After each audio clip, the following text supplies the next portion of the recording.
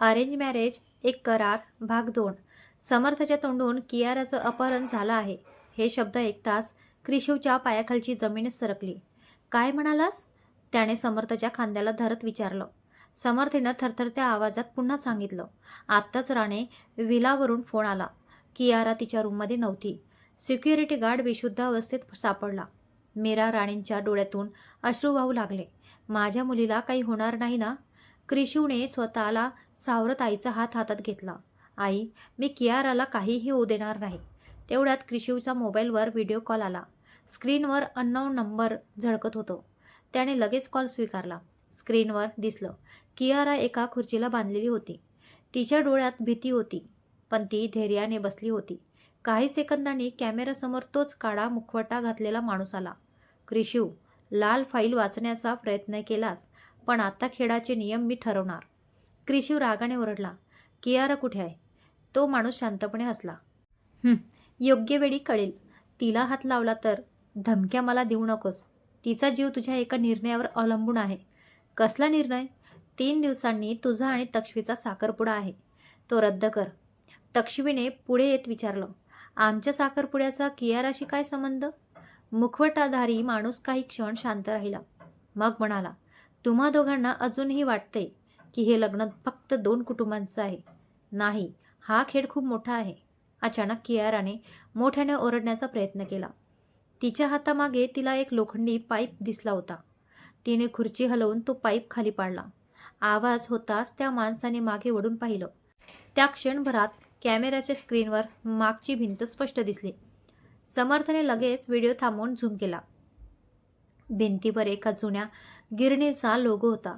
थांबा, समर्थ म्हणाला. हा लोगो मी आधी पाहिलाय. क्रिशूने घाईघाईने विचारलं. कुठे? मुंबई बाहेर बंद पडलेल्या शिवनेरी टेक्सटाईल मिलमध्ये. कॉल अचानक कट झाला. क्रिशूने वेळ न दडवता कारची चावी उचलली. समर्थ, पोलिसांना माहिती दे, पण ते येईपर्यंत आपण थांबणार नाही. तक्ष्मीने ठाम आवाजात म्हटलं. मी सुद्धा येणार. नाही क्रिशू, कियारा फक्त तुझी बहीण नाही, आता ती माझीही जबाबदारी आहे. तिच्या त्या शब्दांनी क्रिशू काही क्षण शांत झाला. मग त्याने हलकसं मान हलवली. ठीक आहे, पण माझ्या नजरेआड एक पाऊलही टाकायचं नाही. तक्ष्मीच्या चेहऱ्यावर पहिल्यांदाच हलकसं स्मित उमटलं. ती शांतपणे म्हणाली. Deal, mister Rane. क्रिशूही नकळत हसला. अनेक दिवसानंतर त्याच्या चेहऱ्यावर पहिल्यांदाच खरं हास्य उमटलं होतं. पण त्याला अजून माहीत नव्हतं. रात्र गडद होत चालली होती. क्रिशू, तक्ष्वी आणि समर्थ वेगाने शिवनेरी टेक्सटाईल मिलच्या दिशेने निघाले होते. कारमध्ये शांतता होती. फक्त इंजिनचा आवाज ऐकू येत होता. तक्ष्वीने हळूच क्रिशूकडे पाहिलं. त्याचे दोन्ही हात स्टेअरिंगवर घट्ट पकडलेले होते. डोळ्यात राग, काळजी आणि असहायता एकाच वेळी दिसत होती. काही क्षणांनी तक्ष्वीने शांतपणे त्याच्या हातावर हात ठेवला. कियारा सुरक्षित असेल. क्रिशूने तिच्याकडे पाहिलं. इतका विश्वास कसा? कारण अजूनपर्यंत त्यांनी आपल्याला घाबरवण्याचा प्रयत्न केला आहे, संपवण्याचा नाही. क्रिशू काही बोलला नाही, पण तिच्या शब्दांनी त्याच्या मनाला थोडा आधार मिळाला. काही वेळातच कार बंद पडलेल्या शिवनेरी टेक्सटाईल मिलसमोर थांबली. संपूर्ण परिसर अंधारात बुडाला होता. मोकळीस आलेल्या इमारती, तुटलेल्या काचा आणि सगळीकडे भयान शांतता. समर्थेने टॉर्च सुरू केली. सावध राहा. ते तिघे आत शिरले. अचानक वरच्या मजल्यावरून कोणीतरी धावत गेल्याचा आवाज आला. क्रिशूने लगेच इशारा केला. समर्थ उजवीकडे, मी आणि तक्ष्वी डावीकडे. दोघे एका जुन्या हॉलमध्ये पोहोचले. हॉलच्या मध्यभागी एक खुर्ची ठेवलेली होती. त्या खुर्चीला कियारा बांधलेली होती. कियारा? क्रिशू धावत तिच्याकडे गेला. भाऊ थांब, कियारा मोठ्याने ओरडली, पण तोपर्यंत उशीर झाला होता. क्रिशूने तिच्या खुर्चीला हात लावताच खालून लाल रंगाचा लेझर सक्रिय झाला. समर्थने ओरडत इशारा दिला. क्रिशू, बॉम्ब ट्रिगर आहे. सगळ्यांचे श्वास रोखले गेले. भिंतीवर लावलेला डिजिटल टायमर सुरू झाला. तक्ष्वीच्या डोळ्यात भीती दाटू आली. आता काय करायचं? तेवढ्याच स्पीकरवरून तोच ओळखीचा थंड आवाज घुमला. स्वागत आहे. तुम्ही पहिली परीक्षा पास झाला आहात. क्रिशू रागाने ओरडला. समोर ये. अजून वेळ आलेली नाही. कियाराला सोडेल, पण आधी एक प्रश्नाचं उत्तर दे. काय? तुझ्यासाठी महत्त्वाचं काय आहे? तुझी बहीण की तुझा करार? क्रिशू संतापला. तुझा अर्थ काय आहे? जर कियाराला वाचवायचं असेल तर उद्याच तक्ष्वीशी होणारा साखरपुडा कायमचा मोड. तक्ष्वीने क्षणाचाही विलंब न करता क्रिशिवकडे पाहिलं. साखरपुडा मोडा? क्रिशिवने आश्चर्याने तिच्याकडे पाहिलं. तक्ष्वी कियारा आधी, पण आपण पुन्हा निर्णय घेऊ शकतो. पण तिचा जीव परत मिळणार नाही. क्रिशिव काही क्षण शांत उभा राहिला. त्याच्या मनात प्रचंड संघर्ष सुरू होता.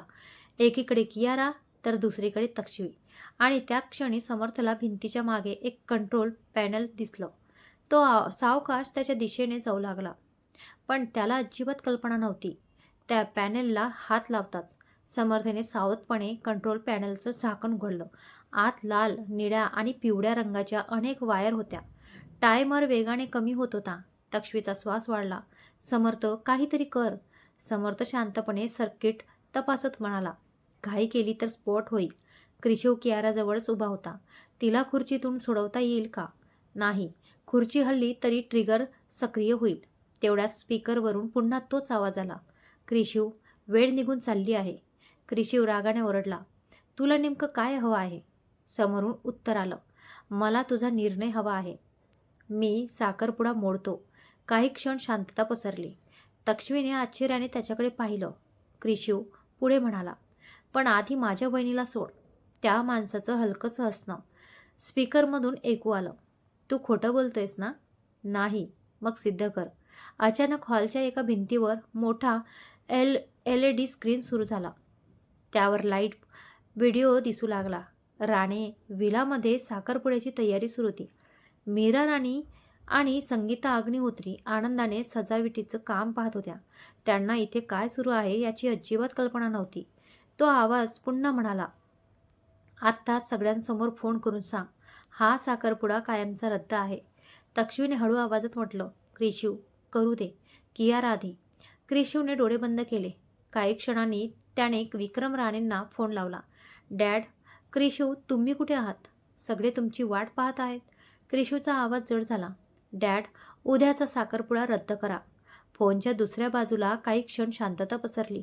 काय? मी नंतर सगळं सांगतो. विक्रम राणे काही बोलणार इतक्यात क्रिशिवने फोन कट केला. स्पीकरवरून पुन्हा आवाज आला. गुड. आता दुसरी भेट. त्या क्षणी कंट्रोल पॅनलवरील हिरवा दिवा लागला. खुर्चीवरील लॉक आपोआप उघडलं. क्रिशिव धावत जाऊन कियाराला मिठी मारली. तू ठीक आहेस ना? कियारा रडत म्हणाली. भाऊ, मला माहीत होतं तू येशील. तक्ष्वीच्या डोळ्यातही पाणी आलं. समर्थने सुटकेचा निश्वास सोडला. पण तेवढ्यात संपूर्ण मिलमध्ये सायरन वाजू लागला. Warning, warning, self destruct activate. Samarth दचकला. क्रिशिव, इथून लगेच बाहेर पडावं लागेल. चौघेही धावत बाहेरच्या दिशेने निघाले. ते मुख्य दरवाजाजवळ पोहोचणार इतक्यात तक्ष्वीचा पाय तुटलेला लोखंडी जाळीत अडकला. ती जोरात खाली पडली. आहा! क्रिशिव लगेच तिच्याजवळ बसला. तक्ष्वी, तिच्या पायातून रक्त वाहू लागलं होतं. समर्थ ओरडला. वेळ नाही. अजून 2 मिनिट आहेत. क्रिशिवने क्षणाचाही विचार न करता तक्ष्वीला आपल्या हाताला उचललं. तक्ष्वी त्याच्याकडे पाहतच राहिली. पहिल्यांदाच तिला त्याच्या डोळ्यात फक्त जबाबदारी नव्हे तर तिच्याविषयीची खरी काळजी दिसत होती. बाहेर पडताच त्यांच्या मागे प्रचंड स्फोट झाला. संपूर्ण शिवनेरी टेक्सटाईल मिल आगीच्या ज्वाळांनी वेढली गेली. सगळे सुरक्षित अंतरावर उभे राहून ते दृश्य पाहत होते. तक्ष्वी अजूनही क्रिशिवच्या मिठीत होती. काही क्षण दोघांच्याही नजरा एकमेकांवर खिळून राहिल्या. पण त्या अंधारात काही अंतरावर उभी असलेली एक काळी कार शांतपणे हे सगळं पाहत होती. कारच्या आत बसलेला व्यक्ती हलकसं स्मित केलं आणि म्हणाला. खेळाचा पहिला टप्पा संपला. आता खरी सुरुवात होईल. कारण आता ते दोघे एकमेकांसाठी काहीही करायला तयार होतील. शिवनेरी टेक्सटाईल मिलच्या आगीच्या ज्वाळा अजूनही आकाशाला भिडत होत्या. फायर ब्रिगेडच्या गाड्या एकामागून एक घटनास्थळी पोहोचत होत्या. क्रिशिवने अलगद तक्ष्वीला खाली उभं केलं. तिच्या पायातून अजूनही रक्त वाहत होतं. चालता येतंय का? त्याने काळजीने विचारलं. तक्ष्वीने चालण्याचा प्रयत्न केला, पण वेदनेने ती पुन्हा डगमगली. क्रिशिवने लगेच तिचा हात धरला. हट्ट नको करू. आधी हॉस्पिटल. तक्ष्वी काही बोलली नाही. तिच्या चेहऱ्यावर हलकंसं स्मित होतं. कियारा हे सगळं पाहत होती.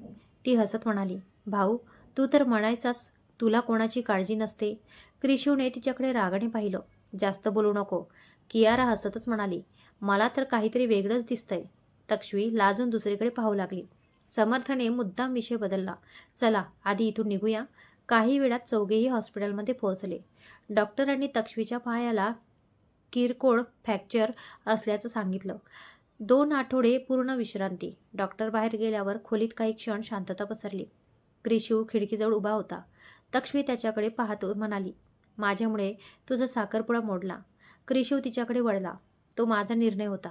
पण जर त्या क्षणी पुन्हा निर्णय घ्यायची वेळ आली असती तरी मी कियारालाच निवडलं असतं. तक्ष्वी हलकंच हसली.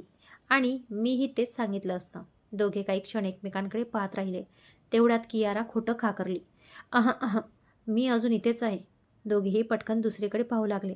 खोलीत पहिल्यांदाच हलकं हसू पसरलं. दुसऱ्या दिवशी सकाळी राणे विलामध्ये सगळे नाश्त्यासाठी बसले होते. मीरा राणेंनी तक्ष्वीसाठी स्वतःच्या हाताने उपमा बनवला होता. बाळा, औषध वेळेवर घे. तक्ष्वी काही क्षण थबकली. इतक्या आपुलकीने तिला कोणी खूप दिवसांनी बाळा म्हटलं होतं. ती हसून म्हणाली, हो आई. तिच्या तोंडून सहज निघालेला आई हा शब्द ऐकताच मीरा राणेंच्या डोळ्यात आनंदाश्रू आले. विक्रम राणेही हसले. कियारा लगेच म्हणाली, बस आता. आता तू आमच्या घरची झालीस. तक्ष्वी लाजली. क्रिशूने नकळत तिच्याकडे पाहिलं. त्याच्या चेहऱ्यावरची हलकंसं स्मित उमटलं. पण त्या क्षणी मुख्य दरवाजाची बेल वाजली. नोकराने दरवाजा उघडला. बाहेर एक कुरिअर बॉय उभा होता. मिस्टर क्रिशू राणे यांच्यासाठी पार्सल. क्रिशूने पार्सल घेतलं. त्यावर पाठवणाऱ्यांचं नाव नव्हतं. त्याने बॉक्स उघडला. आत एक जुना फोटो होता. त्या फोटोमध्ये लहानपणीचा क्रिशू, तक्ष्वी आणि त्यांच्या मधोमध उभा असलेला एक तरुण हसत होता. फोटोच्या मागे फक्त एकच ओळ लिहिलेली होती, करार मोडला पण नियतीचा निर्णय अजून बाकी आहे. आणि त्याच बॉक्सच्या तळाशी एक चमकणारं चांदीचं लॉकेट ठेवलेलं होतं. ते लॉकेट पाहताच तक्ष्वीच्या चेहऱ्यावरचे भाव पूर्णपणे बदलले. कारण ते लॉकेट तिने याआधी कुठेतरी पाहिलं होतं, पण नेमकं कुठे हे तिला आठवत नव्हतं. क्रिशूने हातातलं चांदीचं लॉकेट तक्ष्वीसमोर धरलं. तक्ष्वी काही क्षण त्याच्याकडे एकटक पाहत राहिली. तिच्या चेहऱ्यावरचा रंग बदलत होता. हे हे मी आधी पाहिलंय, क्रिशूने लगेच विचारलं. कुठे? तक्ष्वीने डोळे मिटले. ती आठवण्याचा प्रयत्न करू लागली. लहानपणी मी साधारण 7 ते 8 वर्षाची असेल. एकदा बाबा मला आपल्या जुन्या वाड्यात घेऊन गेले होते. तिथे एका लाकडी कपाटात असंच एक लॉकेट होतं. मी ते हातात घेतलं होतं, पण बाबांनी ते लगेच माझ्याकडून घेतलं आणि म्हणाले, ही वस्तू पुन्हा कधीही हातात घेऊ नकोस. क्रिशू आणि विक्रम राणे एकमेकांकडे पाहू लागले. विक्रम शांतपणे म्हणाला, म्हणजे हे लॉकेट त्या रहस्याशी जोडलेलं आहे? कियारा उत्सुकतेने म्हणाली, उघडून बघूया का? क्रिशूने अलगद लॉकेट उघडलं. आत एक छोटासा फोटो होता. फोटोमध्ये 2 लहान मुलं हसत उभी होती. एक क्रिशू होता आणि दुसरी तक्ष्वी. दोघेही काही क्षण निशब्द झाले. फोटोच्या मागे एक तारीख लिहिलेली होती, 14 मे 2006. त्याखाली एक वाक्य कोरलेलं होतं, दिलेलं वचन कधीच मोडू नका. तक्ष्वीने आश्चर्याने विचारलं, आपला हा फोटो कोणी काढला असेल? तेवढ्यात विक्रम राणेंचा फोन वाजला. त्यांनी कॉल उचलला. समोरून इन्स्पेक्टर सचिन पाटील बोलत होते. सर, शिवनेरी मिलच्या अवशेषांमध्ये आम्हाला काही सापडलं आहे. काय? एक CCTV हार्ड डिस्क. ती पूर्ण जळालेली नाही. काही फुटेज रिकवर होऊ शकतात. विक्रम राणे म्हणाले, आम्ही लगेच येतो. काही वेळातच सगळे पोलीस स्टेशनमध्ये पोहोचले. तांत्रिक तज्ज्ञांनी हार्ड डिस्कमध्ये फुटेज स्क्रीनवर चालू केलं. सुरुवातीला फक्त धुसर चित्र दिसत होतं. मग हळूहळू दृश्य स्पष्ट होऊ लागलं. त्यात मुखवटा घातलेला माणूस कियाराला खुर्चीला बांधत होता. अचानक त्याने फोन आल्यामुळे चेहऱ्यावरचा मुखवटा काही सेकंदासाठी काढला. स्क्रीनवरील चित्र थांबवण्यात आलं. खोलीत बसलेले सगळे स्तब्ध झाले. तक्ष्वीच्या तोंडून नकळत शब्द बाहेर पडले. हा तर... क्रिशूने स्क्रीनकडे पाहिलं आणि त्याच्या डोळ्यात अविश्वास दाटून आला. कारण स्क्रीनवर दिसणारा चेहरा पूर्णपणे अनोळखी नव्हता. तो त्याच्या घरात अनेकदा ये जा करणाऱ्या व्यक्तीचाच होता. पण त्या क्षणी स्क्रीन अचानक काळी झाली. तांत्रिक अधिकारी घाईघाईने म्हणाला, सर, कुणीतरी सिस्टीम हॅक केली आहे. काही सेकंदातच संपूर्ण संगणक बंद पडला. स्क्रीनवर फक्त एकच ओळ चमकू लागली, सत्याच्या खूप जवळ आलात, पण अजून वेळ आलेली नाही. त्याखाली पुन्हा तेच इंग्रजी अक्षर दिसलं, क्रिशूने मूठ आवडली. यावेळी तू सुटणार नाहीस. पण त्या क्षणी इन्स्पेक्टर सचिन यांना दुसरा फोन आला. त्यांनी कॉल उचलला आणि काही क्षणातच त्यांच्या चेहऱ्यावरील भाव बदलले. त्यांनी क्रिशिवकडे पाहत गंभीर आवाजात म्हटलं, मिस्टर राणे, महेंद्र अग्निहोत्री हॉस्पिटलमधून गायब झाले आहेत. इन्स्पेक्टर सचिन पाटील यांच्या तोंडून महेंद्र अग्निहोत्री हॉस्पिटलमधून गायब झाले आहेत हे शब्द ऐकताच तक्ष्वीच्या हातातून पाण्याचा ग्लास खाली पडला. काय? ती थरथरत्या आवाजात म्हणाली. हे कसं शक्य आहे? इन्स्पेक्टर गंभीरपणे म्हणाले. रूममध्ये जबरदस्तीची कोणतीही चिन्ह नाहीत. CCTVमध्ये ते स्वतः चालत बाहेर जाताना दिसत आहेत. असं होऊ शकत नाही. तक्ष्वीच्या डोळ्यात अश्रू आले. बाबांची तब्येत इतकी खराब होती, ते एकटे कसे जाऊ शकतात? क्रिशूने तिच्या खांद्यावर हात ठेवला. शांत हो, आपण त्यांना शोधू. विक्रम राणे काही क्षण विचारात पडले. मग ते हळू आवाजात म्हणाले, याचा अर्थ महेंद्रने काहीतरी आपल्यापासून लपवलं आहे. तक्ष्वीने लगेच त्यांच्याकडे पाहिलं. तुम्हाला काही माहिती आहे का? विक्रम राणे उत्तर देणार इतक्यात त्यांच्या मोबाईलवर एक मेसेज आला. मेसेजमध्ये फक्त एक फोटो होता. एका जुन्या मंदिरासमोर महेंद्र अग्निहोत्री उभे होते. फोटोखाली लिहिलेलं होतं, जर त्यांना जिवंत पाहायचं असेल तर एकटे या. खाली पत्ता दिला होता, भैरवनाथ मंदिर, रात्री 10 वाजता. क्रिशूने मेसेज वाचताच ठाम आवाजात म्हटलं, मी जातो. नाही, तक्ष्वीने त्याला थांबवलं. मीही येणार. धोका आहे. धोका माझ्या बाबांना आहे. मी मागे राहणार नाही. दोघांमध्ये काही क्षण नजरानजर झाली. शेवटी क्रिशूने होकार दिला. रात्री 10 वाजता दोघे भैरवनाथ मंदिरात पोहोचले. मंदिर पूर्णपणे ओसाड होतं. फक्त समोरच्या दिव्याची मंद ज्योत तेवत होती. बाबा, तक्ष्वीने मोठ्याने हाक मारली, पण उत्तर आलं नाही. तेवढ्यात मंदिराच्या घंटा आपोआप वाजू लागल्या. दोघे सावध झाले. मंदिराच्या मागून एक सावली हळूहळू पुढे आली. तक्ष्वीच्या चेहऱ्यावर आनंद पसरला. बाबा, पण जवळ येताच तिच्या चेहऱ्यावरचा आनंद नाहीसा झाला. समोर महेंद्र अग्निहोत्री होते, पण त्यांच्या चेहऱ्यावर कुठलाही भाव नव्हता. ते जणू कोणाच्या तरी आदेशाखाली चालत होते. बाबा, मी तक्ष्वी. त्यांनी तिच्याकडे पाहिलं, पण काहीच बोलले नाहीत. अचानक त्यांनी एक खिशातून एक लिफाफा काढला आणि तो क्रिशूच्या हातात ठेवला. मग ते फक्त एवढंच म्हणाले, करार पूर्ण होण्याआधी सत्य उघडू नका. हे बोलताच ते बेशुद्ध होऊन खाली कोसळले. क्रिशू आणि तक्ष्वी त्यांना सावरायला धावले, पण त्या क्षणी मंदिराच्या मागून टाळ्यांचा आवाज आला. दोघांनी मागे वळून पाहिलं. अंधारात एक उंच व्यक्ती उभी होती. यावेळी त्याने मुखवटा घातलेला नव्हता, पण चेहरा अंधारामुळे स्पष्ट दिसत नव्हता. तो शांतपणे म्हणाला, आता खरी सुरुवात, कारण आजपासून कराराची उलटी गणती सुरू झाली आहे. मंदिरात घुमणारा तो आवाज ऐकताच क्रिशूने तक्ष्वीला आपल्या मागे घेतलं. कोण आहेस तू? तो मोठ्याने ओरडला. अंधारात उभा असलेला माणूस हलकासा असला. इतक्या लवकर माझा चेहरा पाहायची घाई करू नकोस. क्रिशू त्याच्याकडे धावणार इतक्यात मंदिरातील सर्व दिवे एकाच वेळी बंद झाले. काही क्षण संपूर्ण परिसर काळोखात बुडाला. तक्ष्वीने नकळत क्रिशूचा हात घट्ट पकडला. काही सेकंदांनी दिवे पुन्हा लागले, पण तो माणूस गायब झाला होता. फक्त जमिनीवर एक काळा लिफाफा पडलेला होता. क्रिशूने तो उचलला. त्यावर मोठ्या अक्षरात लिहिलेलं होतं, करार गोपनीय. त्याने लिफाफा उघडला. आत एक टाईप केलेला कागद होता. त्यावर लिहिलं होतं, क्रिशू राणे आणि तक्ष्वी अग्निहोत्री यांनी लग्नानंतर बरोबर 365 दिवस एकत्र राहायचं आहे. या काळात ते कोणत्याही परिस्थितीत वेगळे होऊ शकत नाहीत. जर करार मोडला तर एका निरपराध व्यक्तीचा जीव जाईल. तक्ष्वीने आश्चर्याने विचारलं, हा कसला करार आहे? क्रिशूने कागदाच्या शेवटच्या ओळी वाचल्या. तिथे लिहिलं होतं, हा करार तुमच्या सहीने नाही, तर तुमच्या वडिलांच्या दिलेल्या वचनाने तयार झाला आहे. दोघेही स्तब्ध झाले. तेवढ्यात महेंद्र अग्निहोत्रींना शुद्ध आली. त्यांनी तक्ष्वीचा हात घट्ट पकडला. बाळा, आता काहीही झालं तरी हा करार पूर्ण कर. तक्ष्वीच्या डोळ्यात अश्रू आले. पण बाबा, का? महेंद्र हळू आवाजात म्हणाले, कारण हा करार संपला की तुमच्या आयुष्यावरचं संकटही संपेल. एवढं बोलून ते पुन्हा बेशुद्ध झाले. काही वेळात त्यांना पुन्हा हॉस्पिटलमध्ये दाखल करण्यात आलं. दुसऱ्या दिवशी सकाळी राणे आणि अग्निहोत्री कुटुंब एका टेबलावर बसलं होतं. वातावरण गंभीर होतं. विक्रम राणे शांतपणे म्हणाले, आता आपण एकच निर्णय घेऊ शकतो. सगळ्यांच्या नजरा त्यांच्याकडे वळल्या. क्रिशू आणि तक्ष्वीचं लग्न शक्य तितक्या लवकर करायचं. खोलीत शांतता पसरली. क्रिशूने तक्ष्वीकडे पाहिलं. तिनेही त्याच्याकडे पाहिलं. दोघांनाही हा निर्णय मान्य नव्हता, पण दोघांनाही आपल्या कुटुंबाचा जीव अधिक महत्त्वाचा होता. काही क्षणांनी क्रिशू म्हणाला, जर या लग्नामुळे सगळे सुरक्षित राहणार असतील तर मी तयार आहे. तक्ष्मीने डोळ्यातलं पाणी पुसलं आणि शांतपणे म्हणाली, मी सुद्धा तयार आहे. पण एक अट आहे. सगळे तिच्याकडे पाहू लागले. हे लग्न प्रेमाचं नसेल. हा फक्त एक करार असेल. जोपर्यंत या सगळ्या रहस्याचा शेवट होत नाही तोपर्यंत आपण फक्त नावालाच नवरा बायको असू. क्रिशू काही क्षण तिच्याकडे पाहत राहिला. मग त्याने हात पुढे केला. डील. तक्ष्मीने त्याच्या हातात हात दिला. डील. दोघांच्या हातांचा तो करार सगळ्यांसमोर झाला. पण खोलीच्या बाहेर उभा असलेला एक अनोळखी माणूस हे सगळं मोबाईलमध्ये रेकॉर्ड करत होता.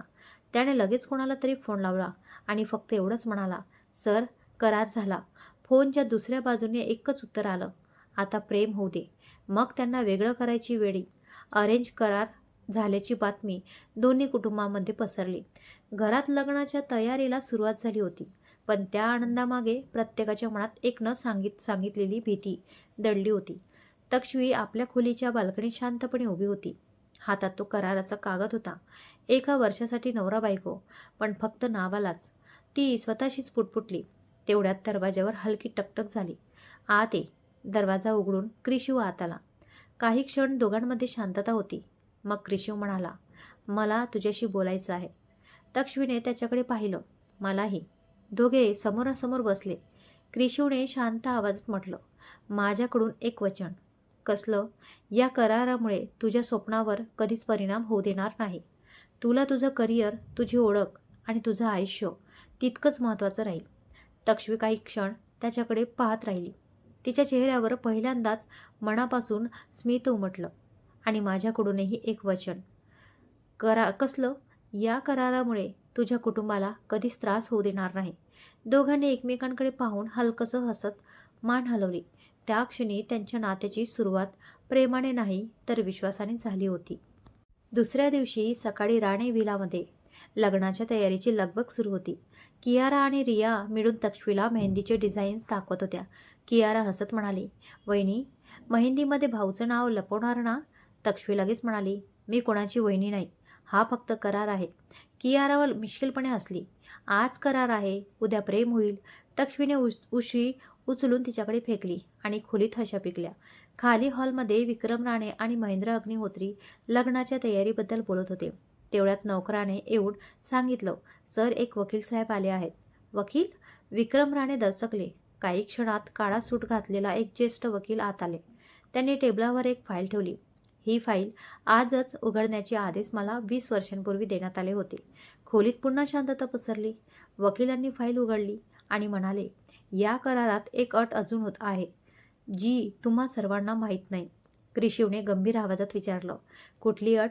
वकील शांतपणे म्हणाले, लग्नानंतर बरोबर 1 वर्ष पूर्ण झाल्यावर जर क्रिशू आणि तक्ष्मीने स्वतःच्या मनाने हा संसार स्वीकारला नाही तर राणे आणि अग्निहोत्री कुटुंबाची संयुक्त मालमत्ता एका ट्रस्टकडे जाईल. सगळे अवाक झाले. तक्ष्मीने लगेच विचारलं, म्हणजे आमच्या भावना देखील या कराराचा भाग आहेत?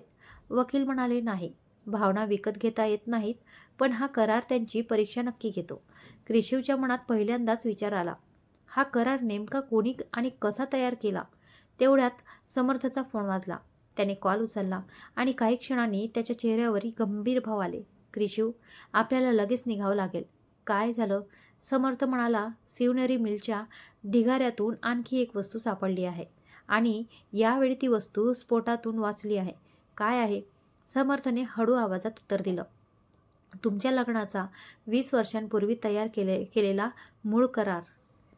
20 वर्षांपूर्वी तयार झालेला तो मूळ करार उघडल्यानंतर क्रिशू आणि तक्ष्मीला जे सत्य कळणार होतं ते त्यांच्या आयुष्यातलं नाही तर दोन्ही कुटुंबांच्या भविष्यालाही कायमचं बदलून टाकणार होतं. त्या करारात नेमकं काय लिहिलं आहे? कराराचा खरा सूत्रधार कोण आहे? आणि क्रिशू तक्ष्मीचं लग्न खरंच नियतीने ठरवलं आहे का? की हा कुणाचा धोकादायक डाव आहे? हे जाणून घेण्यासाठी नक्की पहा अरेंज मॅरेज, एक करारचा पुढील भाग. आजचा हा भाग तुम्हाला कसा वाटला कमेंटमध्ये नक्की कळवा आणि आपल्या ह्या चॅनलला सबस्क्राईब करायला विसरू नका. भेटूया पुढील भागात. धन्यवाद.